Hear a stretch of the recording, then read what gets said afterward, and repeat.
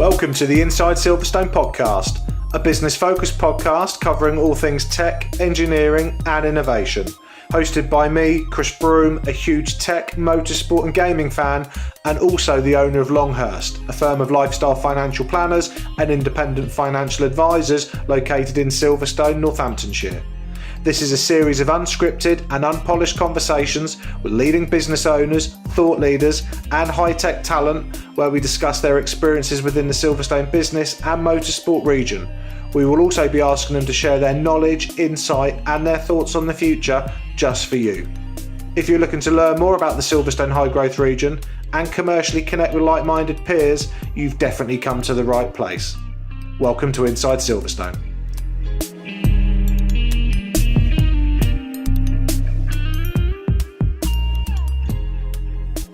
Welcome to the next edition of Inside Silverstone. My name is Chris Broome and I am your host. This morning, I am delighted to welcome to the show Anthony White from Silverstone Composites. Anthony, welcome to the show.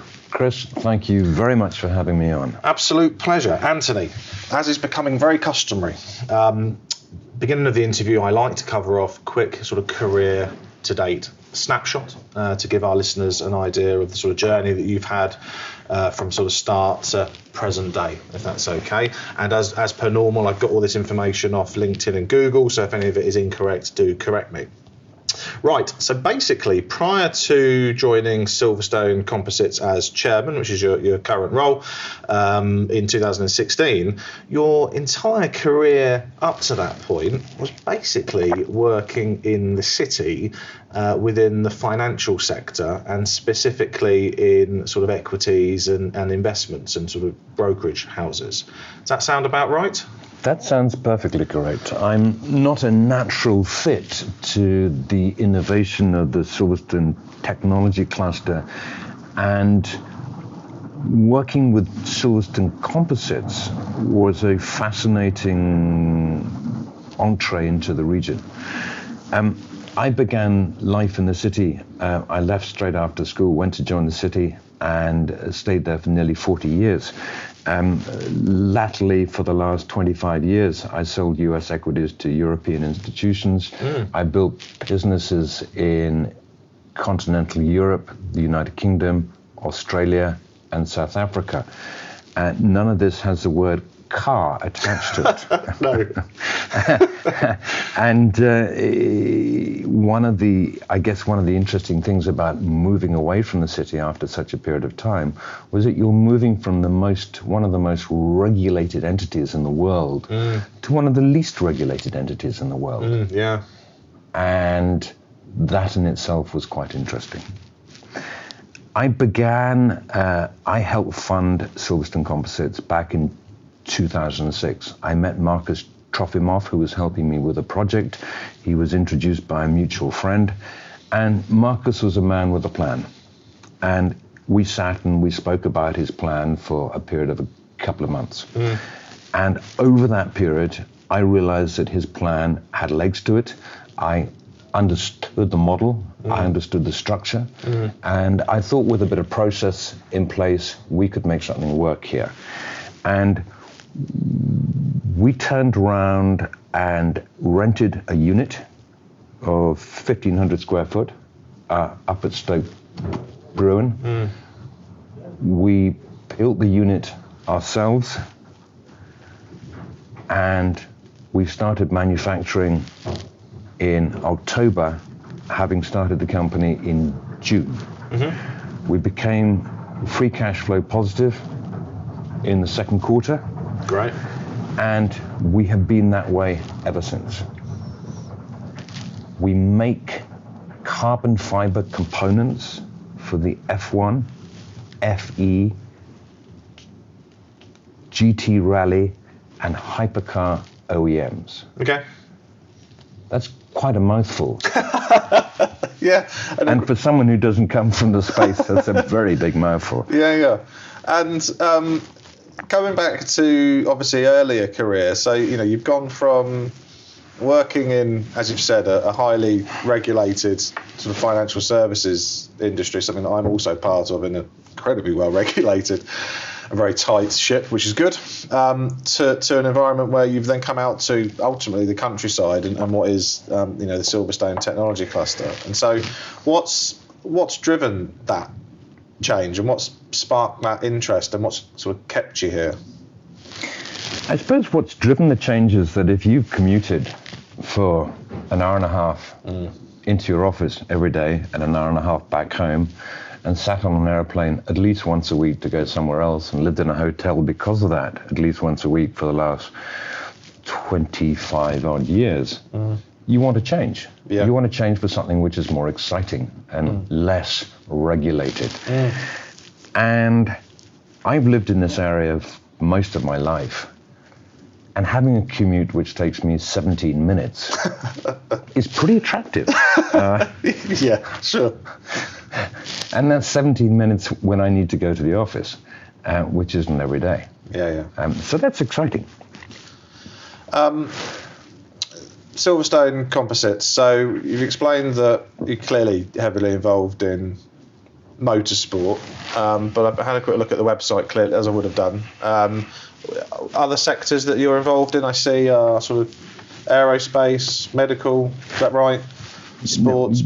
We began the company believing that we would become involved in those sectors quicker than we have done. At the end of the day, 2 and a bit years in, we're really primarily involved in the auto space. As we expand over the next few years, we will become involved in other sectors. Okay. At this point in time, it's auto. However, we do have a small business which makes carbon fiber wheels for bicycles, which are track bicycles.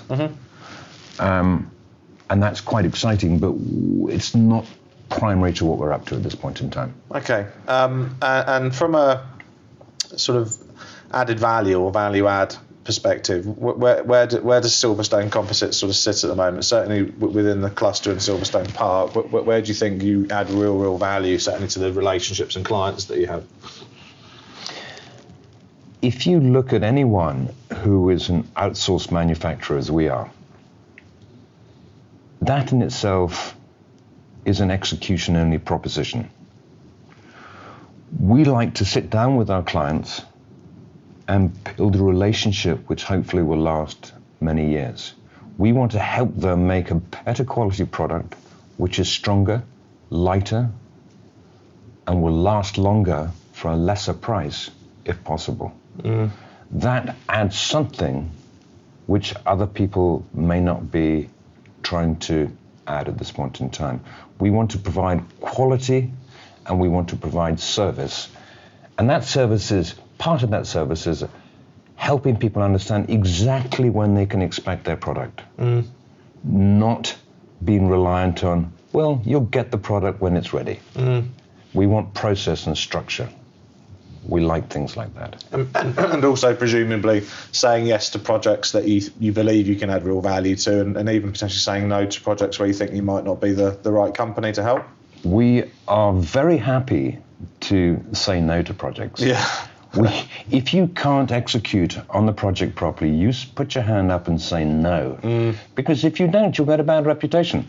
And we have to say no, because we're small. We've got 3,000 square foot. We cannot make a wing of an airplane because we just have to be a very small airplane if we did. We say that you're small, but you guys have also, I didn't read or see that you guys have expanded the sort of size of your unit because sales are sort of obviously buoyant. We've been very lucky. We've got clients who want to work with us. We've got clients who want to give us lots more business. And therefore we've had to expand our unit. We were going to move, but we decided the cost of that so early on in our career was going to be a little bit too much. So we expanded and put in a mezzanine floor. So we went from 1,500 to 3,000 square foot. Okay. Which is perfect for us. And we've got wonderful things like rubber matting for people to walk on. We've got lovely shiny white walls. It looks smart. Good. And obviously from a sort of customer and project base, I know that because of the motorsport sector that you work in, you can't actually talk about specific clients and projects because of NDAs, etc. But what we can do is talk about certain partnerships that you've got, certainly within the sort of Silverstone Technology Cluster, which is the primary reason for recording this podcast. So I saw that on the website. I know you guys have got a new website coming, but I've seen on your current website you work alongside the likes of Roger Atkins, who certainly was over in China, I think a month or so ago, because I saw that all over LinkedIn. But I've also seen it on your podcast. And Roger, if you're listening to this, we need to get you on the podcast. I've met you a couple of times, so we need to get you on. But there's obviously support with and sort of collaboration with Roger, but also with Total Control Pro, who I know are also an STC member, who we also need on. So where have you seen value in those relationships, and how have they helped Silverstone Composites sort of move forward and transition to where you guys are at the moment? Well, let's talk about Roger first. Roger is a remarkably insightful individual who has a huge following on LinkedIn, and whose knowledge of the autonomous/electric vehicle market is very substantial. Roger I met, strangely not through the STC or through work. We got talking some years ago and have been talking hard ever since. And he's been helpful and useful to us because he said, we're there in conversation. Have you thought of someone? Have you thought of this person? Have you thought of looking at that? And he's a great prompter of ideas. He's a great prompter of knowledge on certain aspects where we may be slightly lacking knowledge as a young company. And so Roger does a great job in his space and is really, really useful for us on that front. And he also introduced us to a client early on when we were sort of grappling around for revenues, which was very kind of him. On Total Control Pro, that's a fascinating story. I've just been invited to go on the board of Total Control.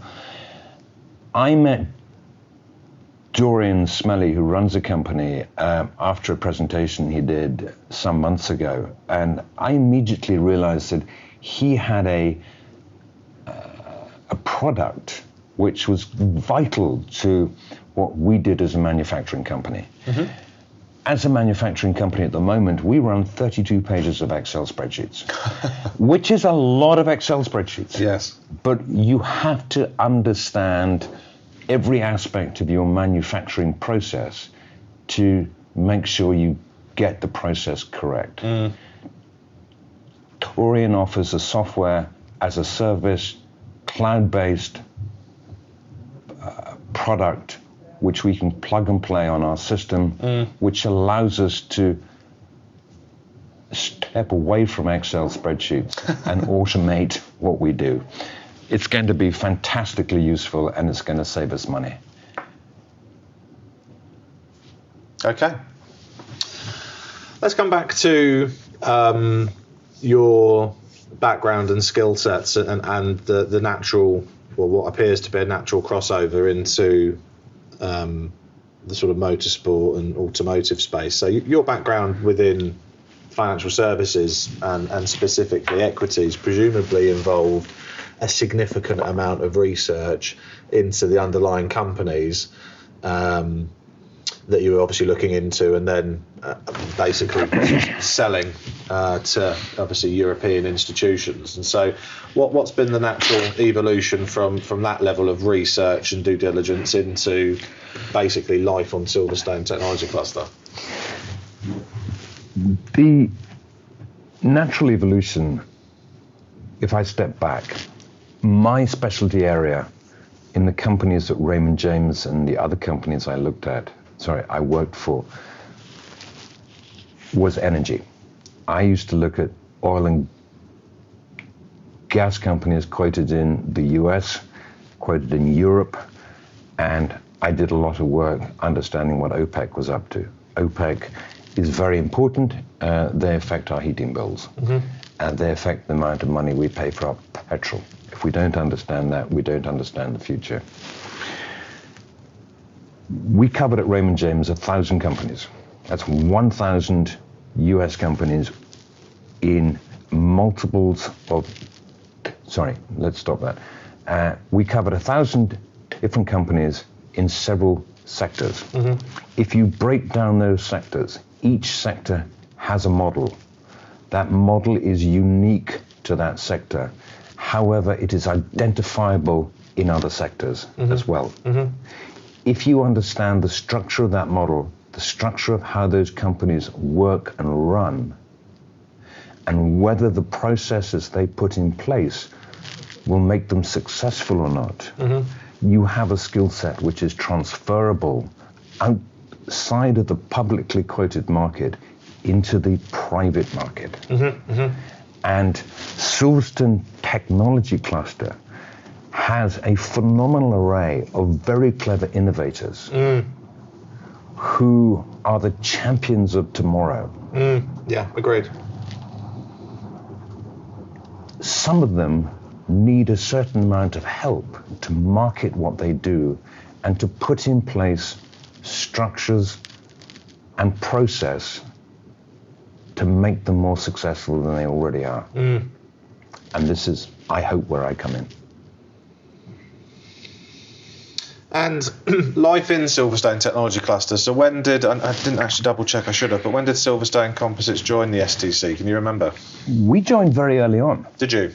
We thought it was a worthwhile investment for our limited free cash flow. Yeah. And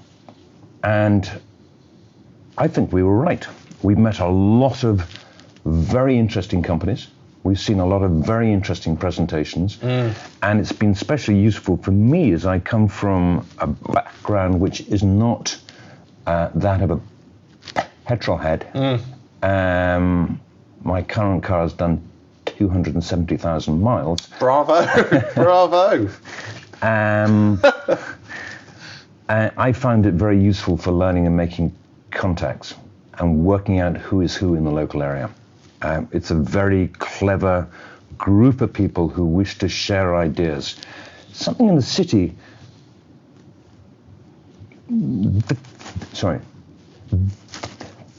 this would never happen in the city. You would not get like-minded people sitting around a table sharing competitive ideas. Yeah.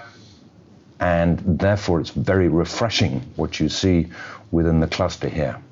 A lot of like-minded people sitting around the table, sharing what they do, helping each other to prosper and to grow.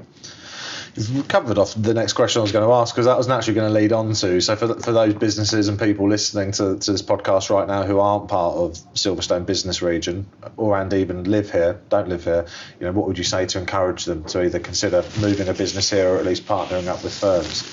I guess you've just covered it off there. Anything else you could add to that? Yeah, I would actually. If you haven't been part of a cluster previously, you have not had a life experience, which in commercial terms is very important. That sharing of knowledge and information with potential competitors or potential partners is really important to your future prosperity. And I think Silverstone Cluster offers that to small corporates. And it's not available elsewhere. Yeah, agreed. And what's life like living in Northamptonshire? So you said you've been in and around the area pretty much all of your life. So family here, enjoy country life? I love country life. I'm far too rurally minded to go back to the city. I was lucky enough to be brought up here. We returned to live here full time 22 years ago. And I will probably never leave, because when I was younger, there were no roles available in engineering, innovative companies, commercial startups. There are masses of roles available in 2019. Yeah, definitely, and certainly something we're looking to actively do is help connect students with businesses and vice versa. We've been working alongside Gaia Innovation, which if Silverstone Composites haven't done yet, I think they should, and potentially I think you definitely should consider doing that. So Gaia, I'll give you the details on that. And Julia Muir's interview, who's the sort of head of Gaia, is in season 1, so I'll forward that to you as well. Thank you. But I think you'd add huge value to that project. But yeah, totally agree with everything that you just said, which is fantastic. And we're whizzing through this interview, so thank you, Anthony. Sort of embarrassing mistakes. I love asking people, and I love learning about silly mistakes that we make through life, whether that be professionally, because I'm sure that we've all made some of those if we're prepared to admit them, and also sometimes personally. And so for the purpose of the podcast, certainly the previous interviews, everyone's been very gracious to provide a little story about something that they've done in the past that's potentially a little bit embarrassing. So is there anything in Anthony White's locker throughout your successful career in the city and now out in rural South Northamptonshire that you could share with our listeners? There's a lot of things in my locker which I might not want to share. I suppose learning when to keep your mouth shut is something which comes to mind, because I'm more than happy to talk first and think later. I was at a very large client's office way back when, and we were having a very good meeting. And said client had to leave the room to have a conversation with someone else halfway through the meeting. And I turned around and commented to my colleague that, wow, I thought his hangover looked pretty spectacular. And that I wasn't sure if he was in a fit state. And that was sort of the end of that relationship. It was very embarrassing and very expensive. Very, very, very expensive. Because he was in the room still, or he heard? Or? He was just outside the door. Yeah. And I think he heard. Yeah. And I'll throw one extra in, which is the reverse of that. Mm-hmm. I went to make a presentation to a client many years ago, again with an analyst from one of the companies I worked for, who I think should remain nameless. And this analyst was a American football fanatic. And it stayed up because it was a big American football final. I can't remember. Super Bowl. It was the Super Bowl the previous night. Yeah. And he had stayed up all night. Yeah, it is. Yeah, Sunday night through to Monday morning. And we were the first presentation on the Monday morning, and he'd gone to bed at 7 o'clock that night, and he'd had to get up at 7:30. And he actually fell asleep in his own presentation because he was so tired. Bless. And that was shocking. But these things happen. Well, to lead on from that, I attended an S2C event Monday evening, and there was maybe 20 of us, 30 of us in a room listening to a fantastic presentation from a guest speaker, and one of the STC members fell asleep during the presentation and started snoring.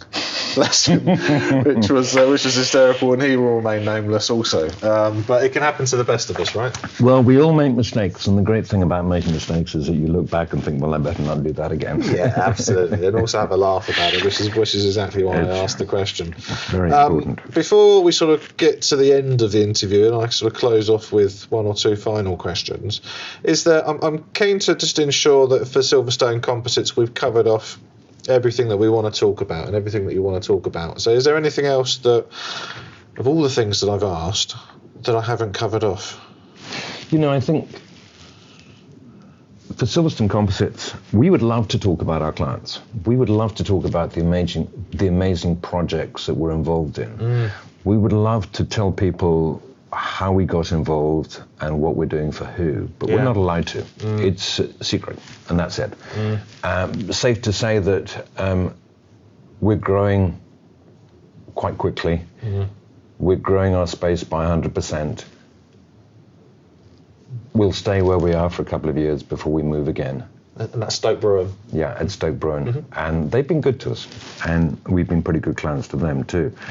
But we're in, thanks to the support of our clients and the partnerships and the relationships that we've created, we're in a remarkably good position for such a young company. Sounds it, yeah. Which is exciting, phenomenally exciting. But that's all on the composite side. And this whole process,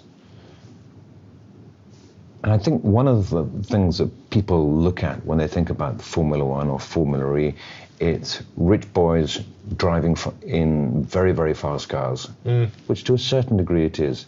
But the important thing to remember, it's a cutting edge of technology that we will see in our own cars in years to come. And the process of lightweighting cars, especially if we're moving to battery technology, is terribly important, because the lighter your car is, the further it's going to be able to go on the battery. And that lightweighting technology is starting with companies like Silverstone Composites. There it is. And you're going to continue on the journey. You've clearly come out of the city. You're here now. You're doing this. This is going to be, This is the journey. The journey is to build up a portfolio of responsibilities with companies in the area. I've got Silverstone Composites. I'm on the board at Total Control Pro, which is another fascinating story, which provides something really important into the locality. There are other companies out there which hopefully I will become part of at some point in time. And it's very exciting, because yesterday everyone was looking at the city for the people who created great wealth through hedge funds, through doing amazing things like shorting the pound or whatever it was. Today, the people of the future are Elon Musk. They're people at Silverstone Technology Cluster who create and develop fantastic ideas for us to use in our everyday life. Yep, totally agree. Here. Yeah, without a doubt. Great answer. Right, last question before we close off. And this question's changed. I used to ask in season 1, what bit of life advice could you give me, Chris Broome? And we had some fantastic answers to that. But I thought I'd switch it up for season 2. Has Chris Broome prospered on the back of that? Yeah, for sure. Wisdom is you always learn, right? And so, listening to my peers, listening to people that I respect running phenomenal businesses, and as you said, folk that are building the future, what's not to love from the advice they give. However, season 2, I've changed the question. Okay. Keep people on their toes. So the question is this. So your career, Anson, has clearly been very successful, from the city, travelling around the world, life in South Northamptonshire, and now within the Silverstone Technology Cluster. So if you could go back to your younger self, what bit of advice would you give yourself?